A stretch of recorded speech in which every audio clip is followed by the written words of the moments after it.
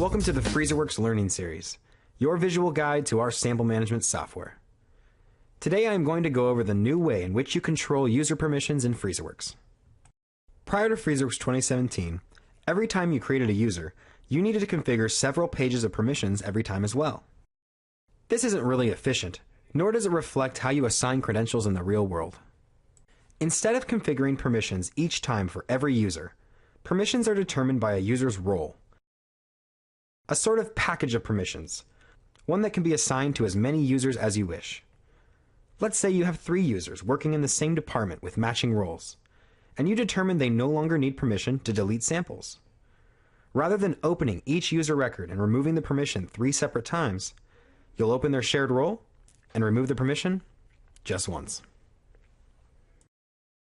Why don't we create a role and then assign it to a user? To start, open System Administration, Roles, Users, Groups. Then click Roles on the mini menu. On the list of roles, you'll notice that some roles already exist. There are 2 pre-stocked roles, the System Administrator and Accessioning and Inventory, and if you upgraded from a version of Freezerworks prior to 2017, there will be roles called Role 1, Role 2, and so on, according to each discrete set of permissions you configured for users in the past. Now the System Administrator role has all permissions turned on. It's also not editable and should be left for users who are administrators. Accessioning and Inventory, on the other hand, is editable, and you can duplicate it to start working from if you'd like. Let's do that. Highlight Accessioning and Inventory, click Duplicate, then OK on the confirmation. Now we have a copy of the role. Let's open it and edit it for our use. To start, change the name to something that makes more sense. How about we make a view-only role? We can provide a description if we want, but it's not necessary. Alright, now we start checking on and off permissions as we see fit.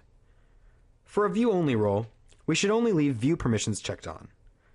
We could check off permissions one by one, but since most of these permissions are turned on and need to be checked off, let's use the Select All box twice to turn off all the permissions on the current tab.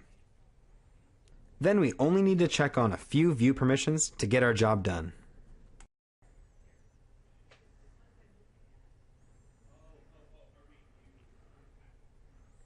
Alright, that's the Inventory tab.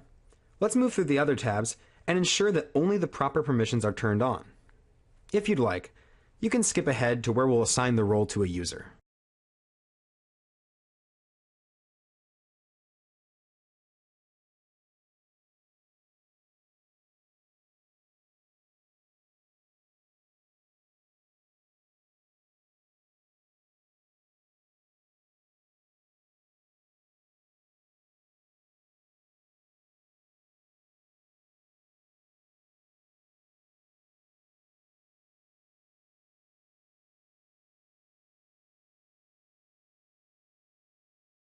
Now, save the role, close the Roles list view, and click the Users button on the mini menu this time. Alright, let's open a user and assign the role. In this gray box next to the Select Role heading, you'll see the roles that this user is already assigned. Click the box to modify it. Here is the list of existing roles. As you can see, you can assign a user multiple roles, with one of them being set as their default. Users assigned multiple roles will simply be given a prompt upon login to select the role they'd like to use during that session. To change their role, they will have to log out and log back in. So, let's check on the assigned box for the role we just created. And then the default box too. We can imagine that this user just needs to see and report on data most of the time, not manipulate it. So they would normally rather be logged in with more restricted permissions for security purposes.